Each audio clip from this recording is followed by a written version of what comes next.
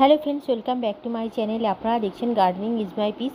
আজকে আপনাদের জন্য কিছু গাছ দেখালাম যেগুলো লো লাইট ইনডোর প্ল্যান্ট, আর আউটডোরে হয় না বললেই চলে। এগুলো ইনডোরে আপনি অন্ধকার ঘরেও অনেকগুলো গাছ আছে যেগুলো রাখলে সুন্দরভাবে চলতে থাকে, কোনো অসুবিধে হয় না।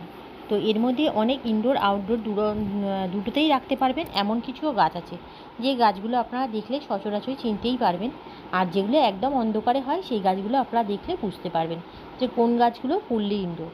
তো সেরম কিছু গাছ আমি মিক্স করেই দেখাচ্ছি। ইনডোরেও রাখতে পারবেন, আর পুরোপুরি আউটডোরে অবশ্যই রাখতে পারবেন না। ইনডোর আউটডোর বারান্দায় বা ইনডোরে এরমভাবে আপনারা গাছগুলো রাখতে পারবেন। তো প্লিজ আমার পাশে থাকবেন, আর ভিডিওগুলো ভালো লাগলে ভালো কমেন্ট করবেন, তাহলে ভিডিওটা দেখতে থাকুন।